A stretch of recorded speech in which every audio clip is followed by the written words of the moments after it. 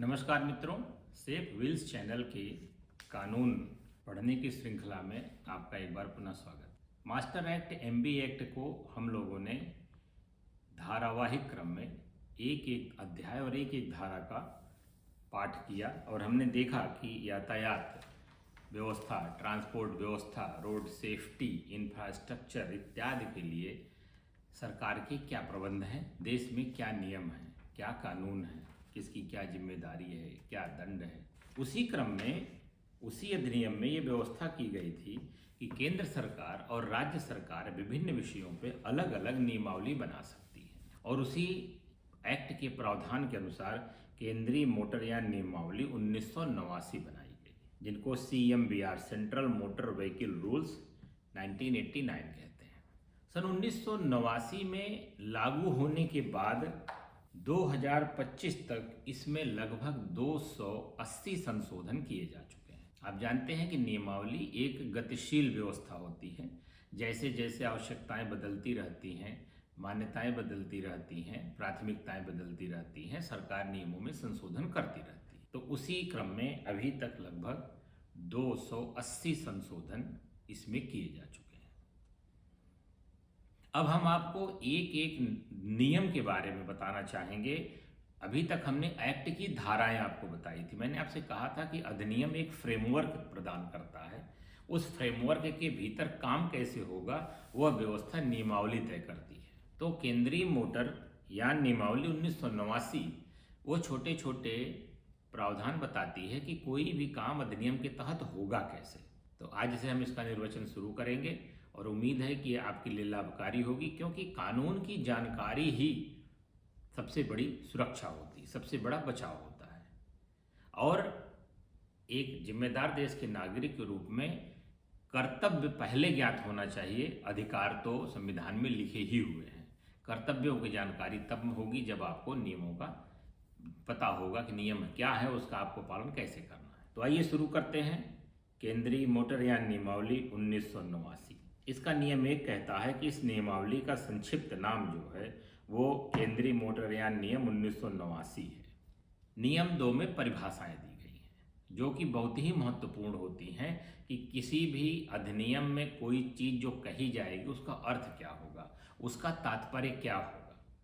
क्योंकि हो सकता कहीं चीज़ कुछ दूसरा अर्थ रखती हो, लेकिन जब उस नियम की बात की जाएगी तो नियम में जो परिभाषा दी गई है, अधिनियम में जो परिभाषा दी गई है वही मान्य होगी।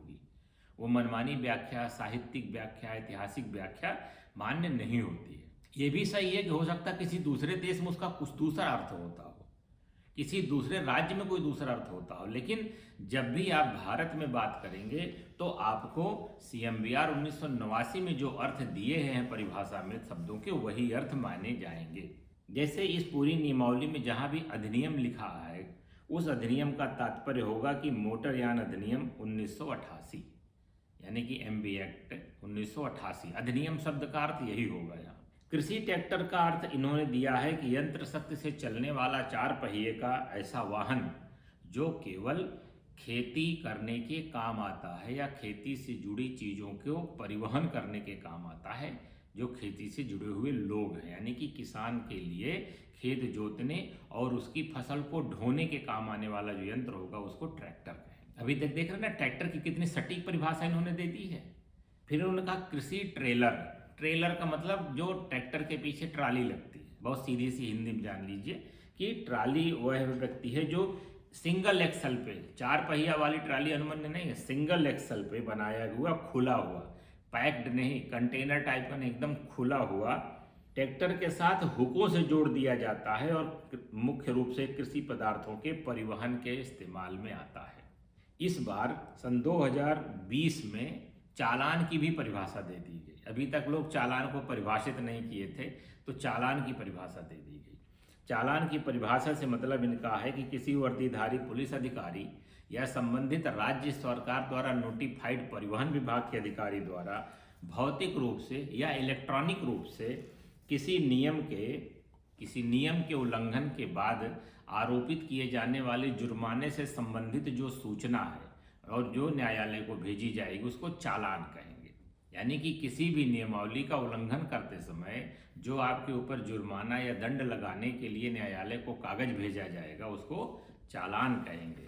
उसके बाद चालान के बारे में बहुत सारी छोटी छोटी बातें दी गई हैं। विद्वान लोगों को इतना ही पर्याप्त है, बाकी लोग अगर चाहें तो नियमावली को पढ़ सकते हैं। नियमावली ऑनलाइन भी अवेलेबल है, मार्केट में पुस्तक में अवेलेबल है। मैं आपका ध्यान आकर्षण करने के लिए आपको बता रहा हूँ।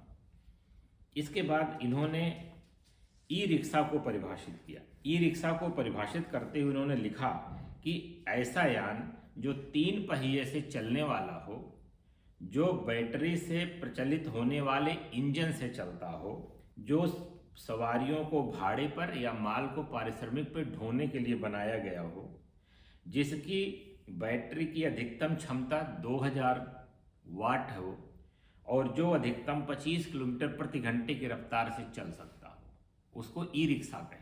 अब आप किसी चीज़ में बैटरी करके जुगाड़ लगा लीजिए। जो विकलांग या दिव्यांग जनों की ट्राईसाइकिल आती है उसमें भी कुछ लोग मोटर लगा लेते हैं, तो उसको आप ई रिक्शा नहीं कह सकते। ई रिक्शा की परिभाषा बड़ी क्लियर हो गई। 3 पहिए होंगे, 2000 वाट की बैटरी होगी और मैक्सिमम स्पीड उसकी 25 किलोमीटर प्रति घंटे होगी। इससे ऊपर की अगर कोई चीज़ है तो ई रिक्शा नहीं है, बाकी वो कुछ भी हो सकता है। यानी कि ई रिक्शा की क्लियर कट परिभाषा है। और इसी चीज़ को उन्होंने ई कार्ट के लिए भी कहा, ई गाड़ी जिसमें आप माल ढोते हैं। इन्होंने कहा सुविधा केंद्र, जैसा कि हमने फेसलेस सर्विस वाले में बताया था, सरकार जो है प्रत्येक गांव में या प्रत्येक उपयुक्त स्थान पे एक फैसिलिटी सेंटर खोलेगी।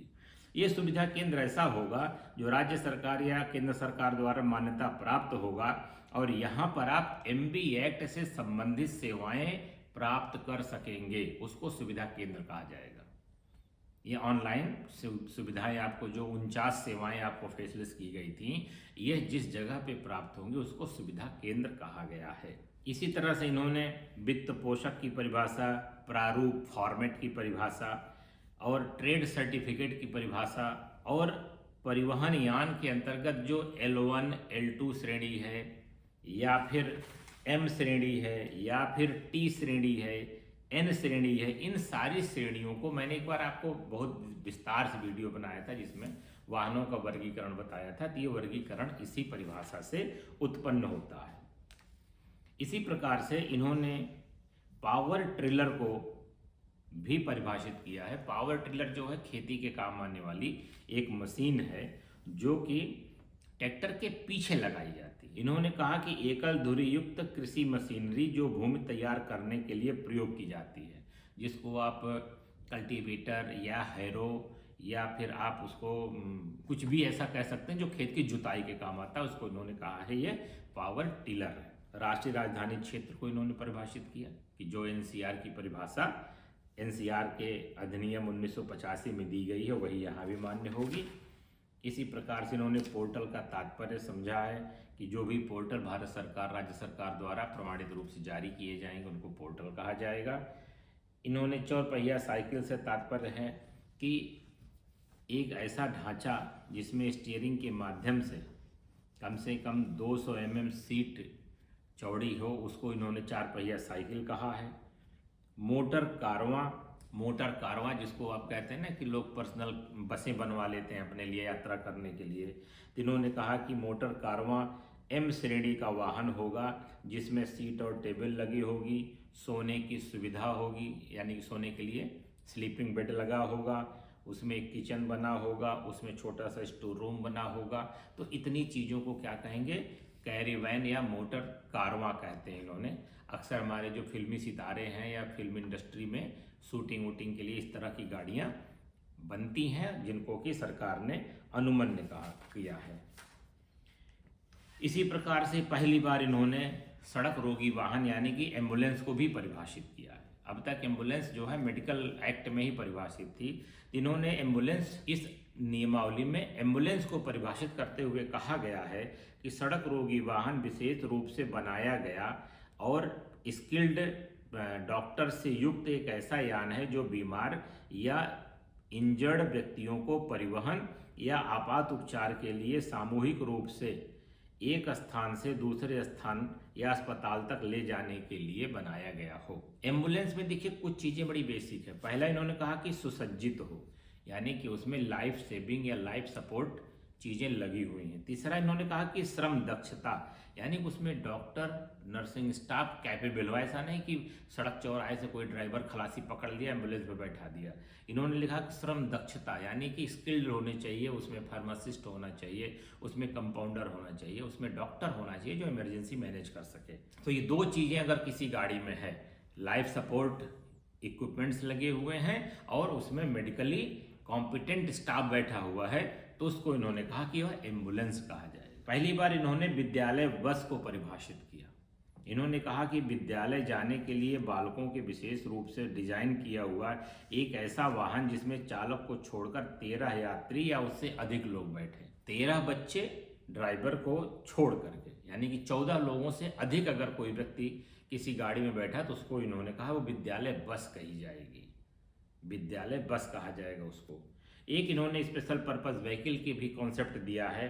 कई बार क्या होता है कि जैसे सरकारी योजनाओं के प्रचार प्रसार के लिए स्लाइड युक्त गाड़ियां बनाई जाती हैं, या कभी कभी बहुत हैवी मशीनरी के लिए 100 एक्सेल की ट्रकें बनाई जाती हैं, जिसको उन्होंने एसपीवी कहा, स्पेशल पर्पस व्हीकल, और इसको इन्होंने अलग से मान्यता दी है। तो इस तरह से मित्रों, परिभाषा के कॉलम में एमबी एक्ट की भी धारा 2 में और सीएमबीआर के नियम 2 में बहुत सारे ऐसे तकनीकी शब्दों को परिभाषित किया गया है जिनको हमें जानना चाहिए।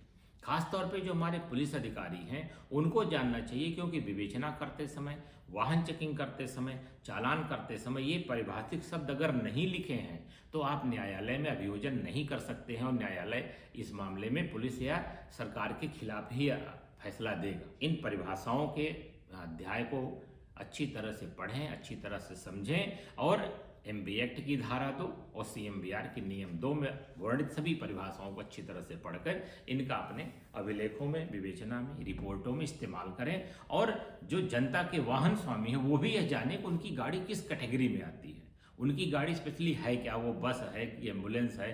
केवल एम्बुलेंस लिख देना, सायरन लगा लेना एम्बुलेंस नहीं है। उन्होंने स्पष्ट कर दिया है कि उसमें कॉम्पिटेंट स्टाफ होना चाहिए और लाइफ सपोर्ट इक्विपमेंट्स होने चाहिए। तो इस तरह से अध्याय 1 जो परिभाषाओं से संबंधित है ये पूर्ण होता है।